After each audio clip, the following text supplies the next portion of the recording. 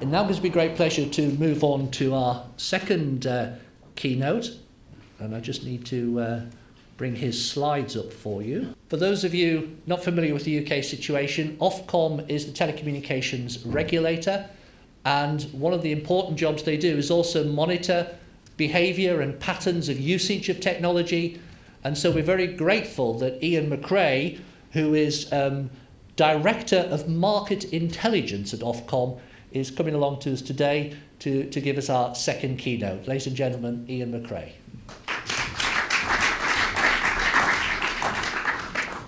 Right, thank you, Nigel. First, to say that Ofcom is the communications regulator, so it's a regulator for both broadcast television, radio, telecommunications, spectrum, and in fact post as well. So we were founded in 2003 and really a converged regulator, and I think that the story that will be told over the next 2 days very much shows that we're living in a very converged world, and a converged regulator is absolutely appropriate for it. So my team at Ofcom is the Market Intelligence team, and right, there we go. Right, so apologies. So my team, Market Intelligence team at Ofcom, is responsible for the evidence base that Ofcom uses for its policy making. So we publish all the data that we can. This is a very data-heavy presentation, I'm afraid, but you've got slides to help you along. The data that we publish is available online, so that's the URL. What I'm talking through today are key findings we published in 2 reports. So firstly, our Media Nations report that was published in July.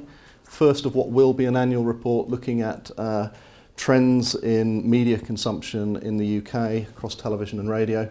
And secondly, our communications market report, which is actually the 15th year we've done this. So this is a sort of an overall view of the UK market across telecoms, broadcast, radio and post.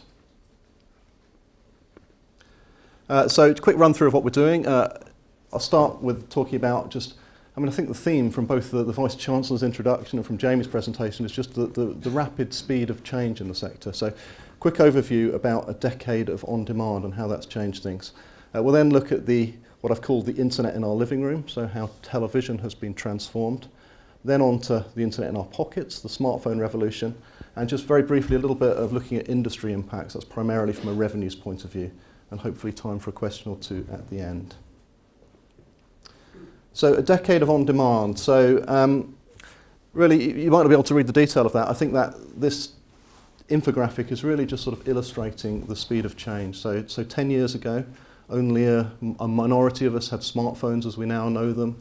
A minority of us were using phones to access the internet. High definition was only available on a small number of channels over satellite and cable television. BBC iPlayer was in its infancy. Very few people had televisions that were connected to the internet, so video watching was primarily in the home on PCs. Average broadband speeds were around about 3 megabits per second. Superfast broadband in the UK was barely available.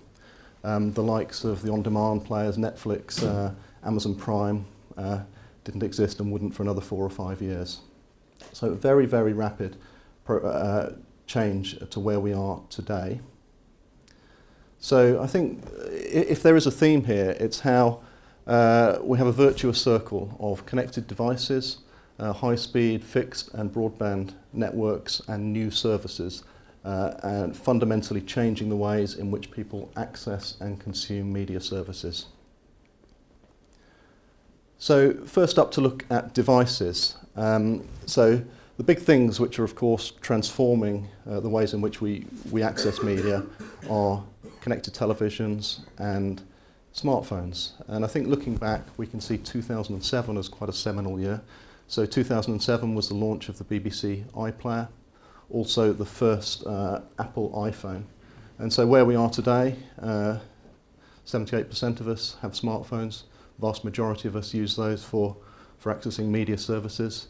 In fact, if you look at the whole pricing structure for mobile services these days, it's all around the data rather than voice and text, which are certainly on higher end plans pretty much chucked in unlimited.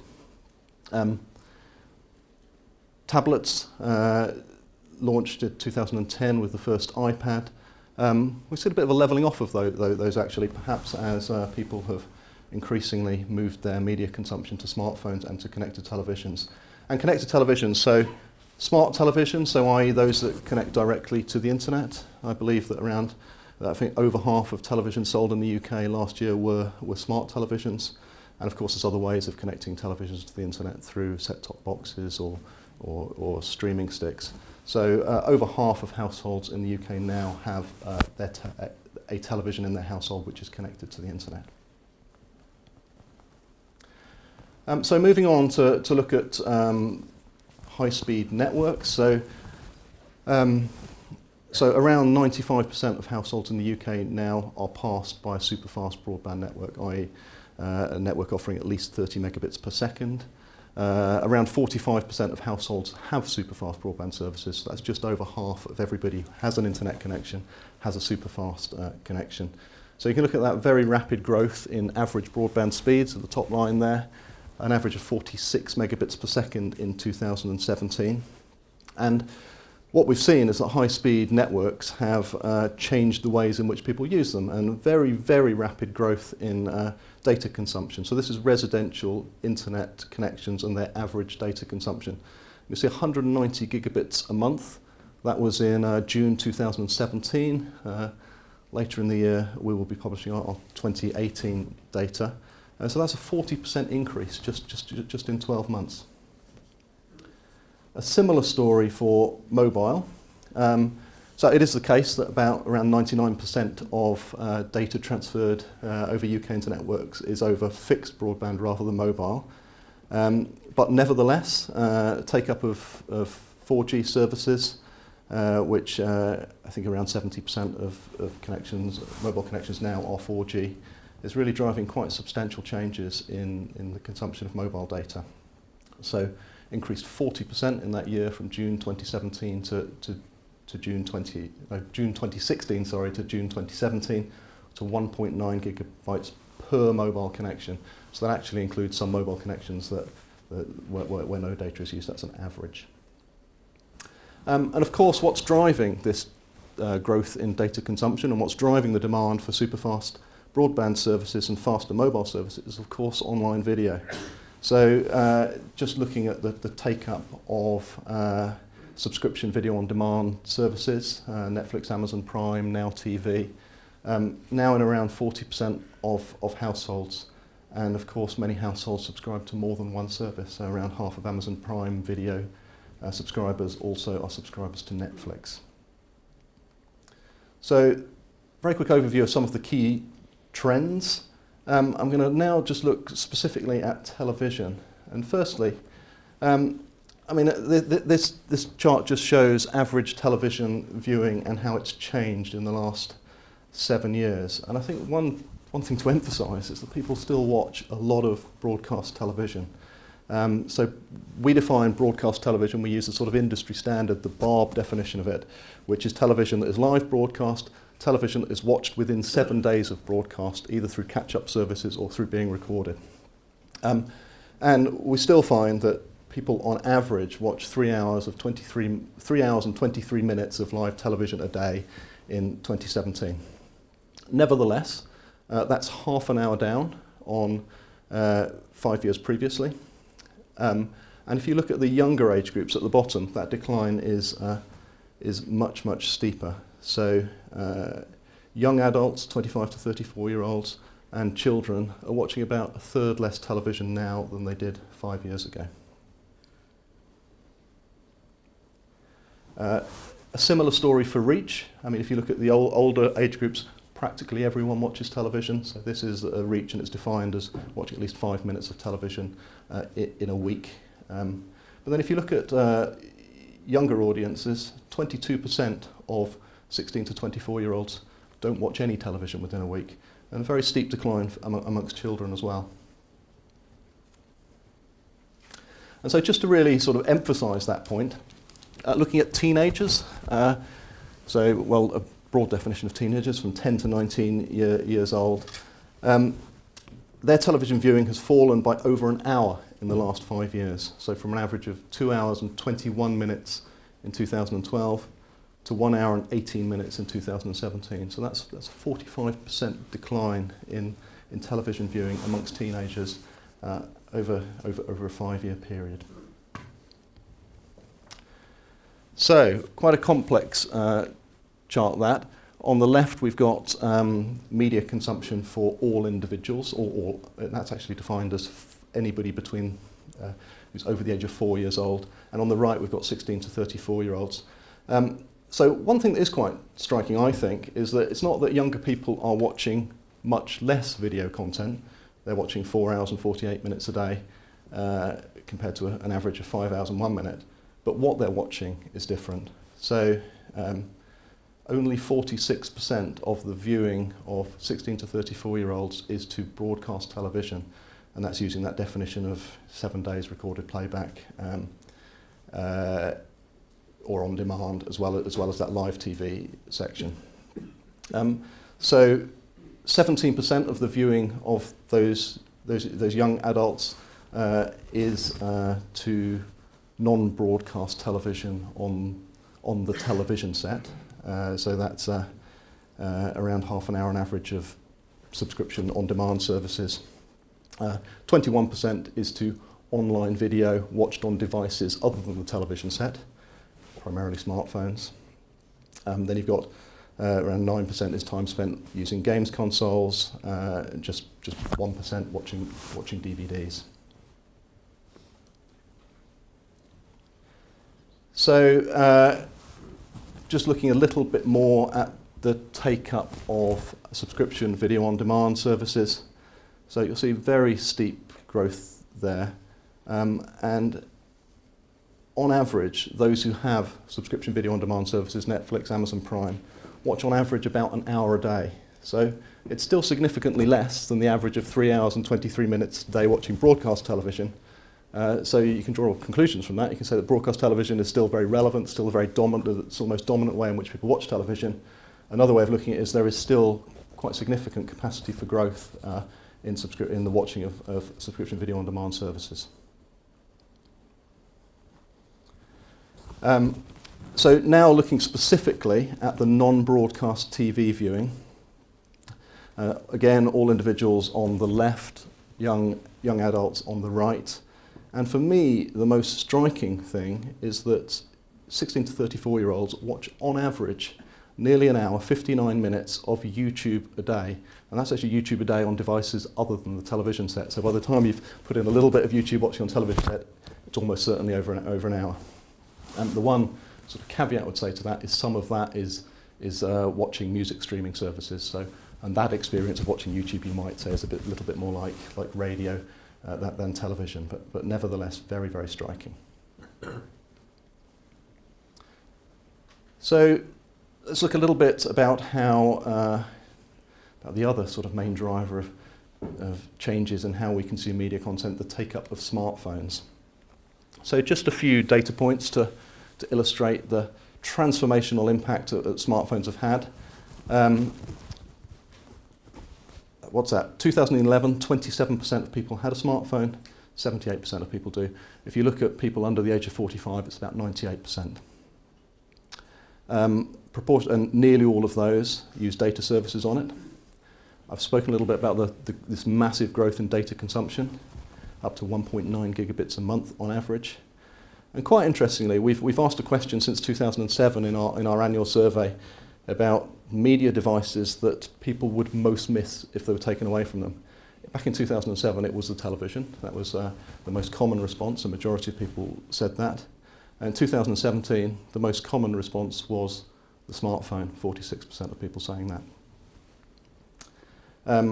And just from an industry point of view, looking at the way in which people's internet use has moved from online PCs to online smartphones shows that very, very large growth in the proportion of advertising revenues that comes from mobile advertising, at 45% in 2017. And on the right there, the average frequency people check their smartphone every 12 minutes during waking hours. We did an interesting piece of research we published earlier in the year that was based on analysis of a sample of around 5,000 Android phone users where we monitored their phone use. One of the things that we found was that on average, every 12 minutes they were accessing that phone, and that was defined by the phone screen becoming active. So for most people, a smartphone is their constant companion. So just building on that a little bit, people spend most of their time online on mobile devices. Only 25% of time online is on PCs. A majority of the rest of it is on smartphones, 62%, and 13% on tablets. So looking at the time spent online on smartphones in particular, so we'll see an average of around 2.5 hours a day for people, and women tend to spend a little bit more time online on smartphones than men. And quite interesting, what that means is that for the first time in 2017, the average time that women in the UK spent online, was higher than the average time that men spent online. And that's driven by spending a little bit more time on smartphones. I would say, however, that the majority of this time spent online on smartphones is actually over Wi-Fi rather than cellular networks. That same research that I talked about with our panel of Android consumers found that 75% of data sessions were over Wi-Fi rather than cellular networks, and those data sessions were more likely to be longer and more likely to be high bandwidth services like video. Just quickly moving on to some industry impacts from a revenue point of view. First thing to highlight is that there is a growing threat to television revenues. So overall, television advertising revenues, that's the green line, have held up pretty well over the last 5 years. This is actually real adjusted for CPI, so it's real revenues. And we see that it's just gone up over a 5-year period by an average of 0.4% a year. However, in 2017, advertising revenues fell by 7.5%. I think it's too early to conclude how much of that is a structural decline as advertising switches to online, how much of it may be cyclical, but definitely something worth watching. Top line there is subscription revenues to the likes of Sky and BT, and for the first time there was a decline in overall revenues from pay TV subscriptions. So again, it's, one data point is not yet a trend, but it does feel that the growth of Amazon and Netflix is beginning to impact on pay TV revenues. And perhaps following Jamie's point, illustrates the importance of live sport. Looking at advertising revenues in general, again, you see that blue piece at the bottom is television revenues that have really held up quite well despite this phenomenal growth in online revenues, which is the yellow at the top. So online advertising revenues in 2017 accounted for the majority of advertising revenues in the UK, 52% of advertising revenues, and of course nearly all of that is to either Facebook or Google. So what's really been squeezed is print advertising, so you'll see that green is newspapers and the red above it is magazines. But nevertheless, television share of total advertising has fallen from 26% back in 2012 to 22% in 2017. And I mentioned briefly the growth in mobile advertising, so that's the green there. Now accounts for 45%, or in 2017 accounted for 45% of total online advertising revenues. And for the first time, non-mobile advertising revenues actually fell in 2017, so mobile is driving all the growth in online advertising. And arguably still with capacity for growth. I mean, we said that 75% of time is spent on the internet, spent on mobile devices rather than desktops. So 75% of the time, 45% of advertising revenues in 2017. So my final slide just looks specifically at online video revenues. And again, you'll see this rapid growth, up 25% in 2017. And that's driven by those increases in online advertising revenue, online video revenue, which grew by 25%, and subscription revenues to the likes of Netflix, which grew by 35% last year. Nevertheless, these revenues in the broader context are still comparatively small. So online video revenues only account for around 9% of total online advertising revenues, and are actually only about a fifth of the size of broadcast TV ad revenues. And those OTT subscription revenues to the likes of Amazon Prime and Netflix growing very rapidly, but the revenues to pay TV platforms like Sky, BT are around 7 times higher as a result of higher price points. So that's just a very quick overview. So I don't know if Nigel, we've got any time for questions and queries.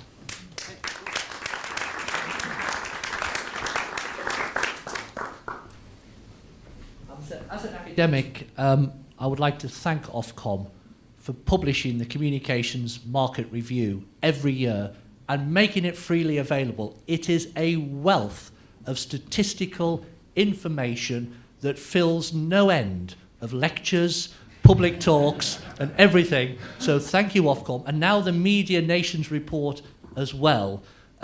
Great data, great resources there, freely available. So if you haven't come across either report, do go on the Ofcom website, do download them, the infographics.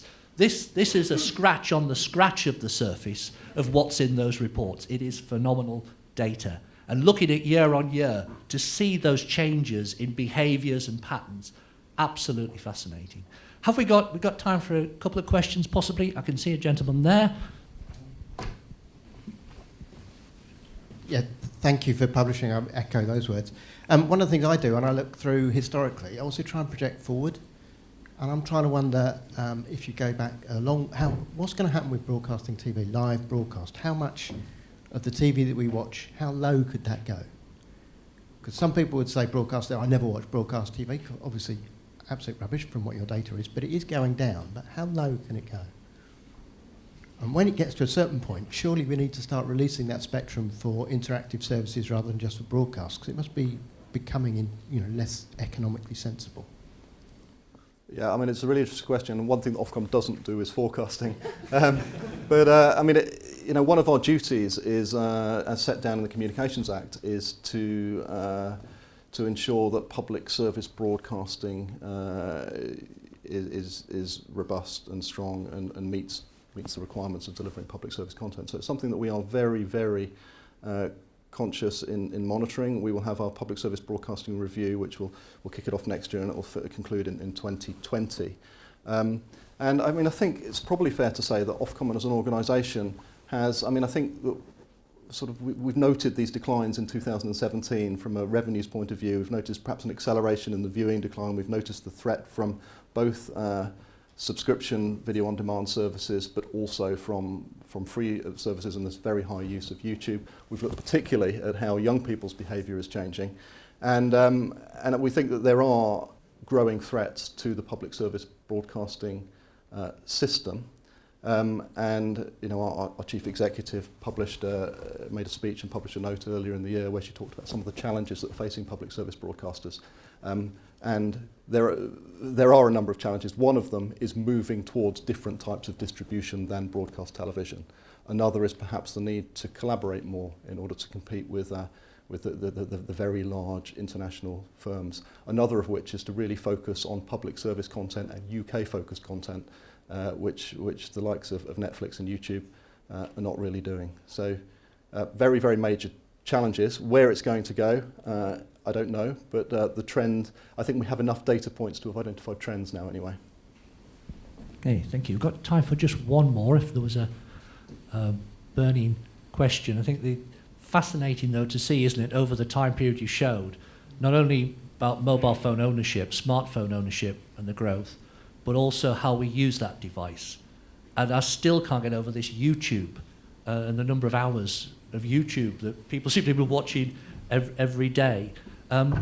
What's your own view about how we use the smartphone? Where do you think is video just going to take over? Because I think voice call minutes are falling, aren't they? Yeah. So for the first time in 2017, the number of voice calls, voice minutes made on mobile phones fell. So we've seen falling call volumes over fixed lines falling for many years and falling really quite steeply. But they fell. So, that is, it's more perhaps a sort of sociological question, really. So people are continuing to communicate, obviously. And some of that may be moving to Skype voice calls, but there's perhaps an indication that a lot of that communication is moving towards messaging through the likes of services like WhatsApp. Certainly, I think the operators don't see too much money and revenue in voice anymore, and that the focus and pricing tariffs is very much on data services. So, the benefits of smartphones are manifold. People being constantly connected, able to access whatever they want, whenever they want. We do research that talks about how people value their smartphone, and generally I think the sentiment is very, very positive. People say they couldn't live their lives without them. They value their smartphone as the most important media device. We have also asked some questions about some of the downsides. So people sort of beginning to feel dependent on their smartphone. A minority, but a significant minority of people saying they spend too much time on their smartphone. So there are questions around that. Indeed there are. Ladies and gentlemen, Ian Macrae, thank you very much indeed.